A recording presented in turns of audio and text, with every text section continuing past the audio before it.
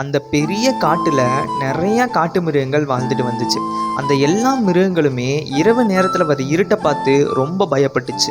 And இப்படி ஒவ்வொரு நாள் இரவையும் அந்த எல்லா மிருகங்களும் பயத்திலேயே கழிச்சிட்டு வந்துச்சு. இதுக்கு ஒரு தீர்வு கொண்டு வரணும் அப்படிங்கிறதுக்காக அந்த காட்டோட ராஜாவான சிங்கத்தோட தலைமையில் அந்த எல்லா காட்டு மிருகங்களும் ஒரு இடத்துல ஒன்று கூடுச்சு. அண்ட் இப்படி அந்த ஒன்று கூடின காட்டு மிருகங்கள் எல்லாம் தங்களோட ஒவ்வொரு யோசனைகளையும் அந்த கூட்டத்தில் பகிர்ந்துட்டு வந்தாங்க.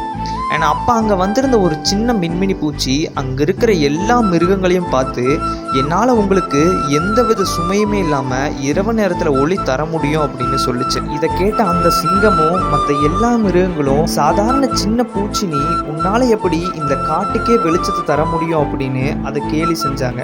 அண்ட் அன்னைக்கு ராத்திரி அந்த காட்டில் பயங்கரமான மழை பெஞ்சுது.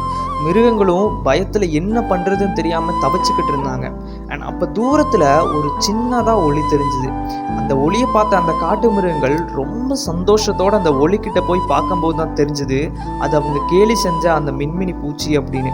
அண்ட் இதை பார்த்த மிருகங்களும் தான் செஞ்ச எல்லா தப்பையும் உணர்ந்து அந்த மின்மினி பூச்சிக்கிட்ட மன்னிப்பு கேட்டாங்க. அண்ட் இந்த கதையிலிருந்து நம்ம தெரிஞ்சுக்க வேண்டிய விஷயம் என்னென்னா, மற்றவங்களோட உருவத்தையும் தோற்றத்தையும் வச்சு என்றைக்குமே நம்ம அவங்கள குறைச்சி மதிப்பிடவே கூடாது. Even a small fire stick can burn a thousands of trees.